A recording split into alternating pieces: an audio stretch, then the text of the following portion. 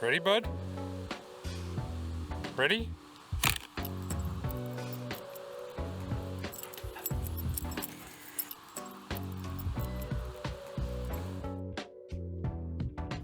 If you want to see some of the very best work that the Buick Encore GX does on a test drive, you need to take it out on an open highway and get up to a decent speed.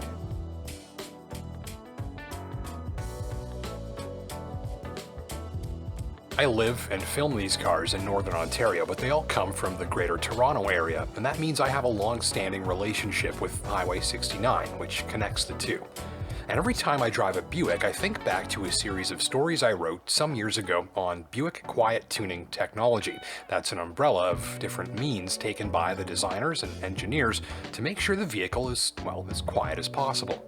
This Encore GX's windows are acoustically laminated, which turns them into sound blockers, ditto the triple sealed doors. In the design process, they use advanced equipment to image in 3D where offending sounds are coming from and then find ways to keep them from getting inside. The powertrain isn't spared either, it gets the full quiet tuning treatment too. The point is, they want you to find this machine very quiet. And on the highway, it is very quiet, and that's one of the key reasons behind one of a few surprises I found while driving it. After over 15 years, over 600,000 kilometers, and over 800 different cars, all of which I've spent 8 hours driving on this highway with, I'll tell you the first thing that really got my attention about the Buick Encore GX was the highway drive. So there's no need to raise your voice for a conversation even at a good clip.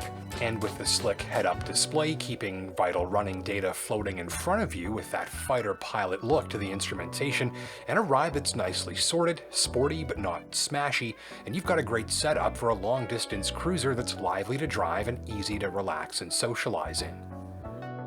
The way the steering responds is pleasantly quick, almost a little too quick at times, but that sportier driver is going to like it. It means small hand movements get the job done. You can change lanes with just a little flick of your wrist. And cruising, the steering is heavy, on center, and on the fast and responsive side when you give it an input.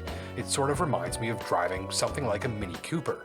All of that to say, it's very responsive. I think you'll like how this feels and behaves itself on a busy commute or on your favorite winding road. 3 in a row makes this one go. This is a 1.3-liter turbocharged 3-cylinder, and it's the next surprise I discovered. With plenty of boost, you get 155 horsepower delivered with a nice punch thanks to 174 pounds of torque, and that's on regular grade fuel. There's a smaller 1.2-liter Turbo 3 available, but I'd say go with the big block. The 1.3 is nicely done. If you think a 3-cylinder is going to be gutless and sound like an old Hoover choking on a shag carpet, then I don't blame you. I'd also say you need to try this. It's a smoother and quieter operator than most 4-cylinder engines in recent memory, and especially when you work it hard, you'll be surprised at how little noise it makes and how little fuss it puts up.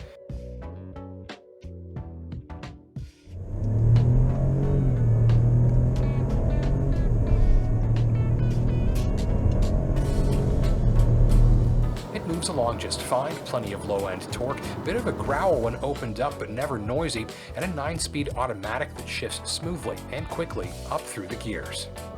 At lower engine speed, you'll get a few little vibrations here and there that you might not be used to, but it's otherwise hard to fault.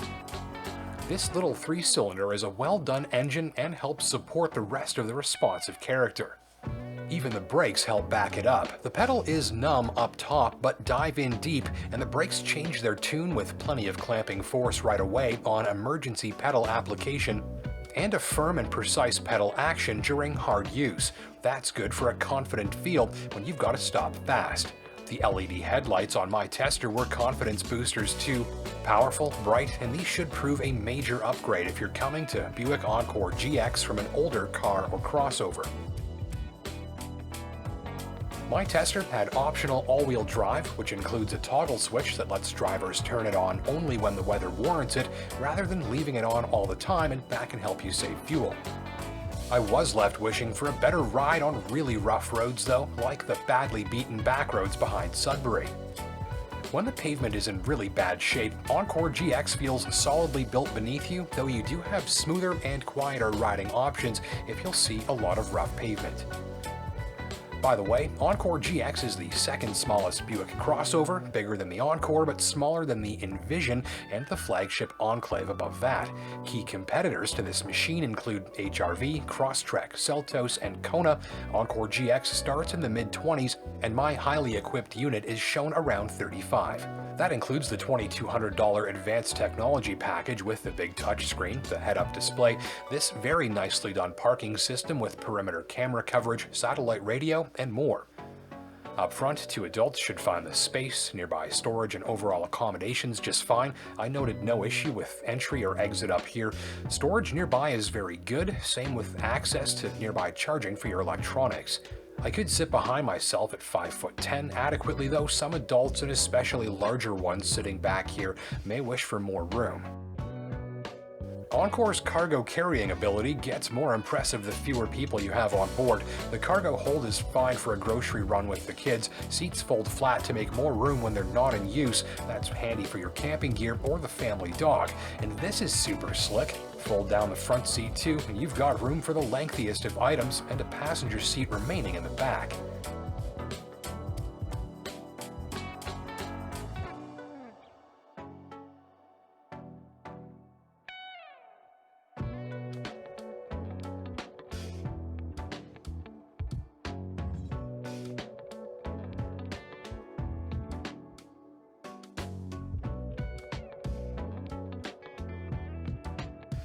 The dash and steering wheel are nicely built and trimmed. Overall in here, I'd say it's a nice blend of tech and upscale touches, plenty of use of flowing metal trimmings and stitching and upscale accents depending on where you look. Much of the interior feels robust and nicely put together, helping add that upscale flair. At a glance, it looks glitzy and sophisticated without overdoing it. Look closer though, and you can find a few fit and finish details that could use some improvement.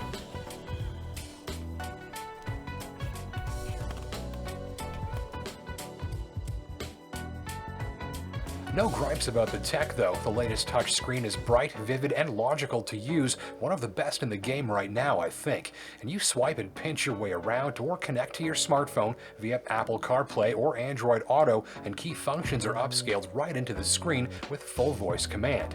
You can even use an Amazon Alexa to remote start the car, or OnStar to dial real-life help instantly in case of a setback on the road. There's even a built-in Wi-Fi connection if you like.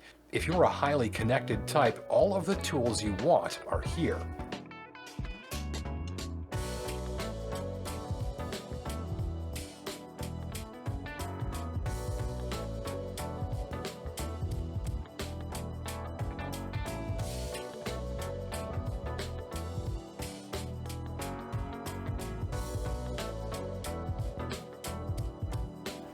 Ultimately, if you're shopping in this segment, make sure you drive this latest from Buick. It's a zippy and laid-back machine with many strengths, few weaknesses, and a surprisingly well-done highway drive.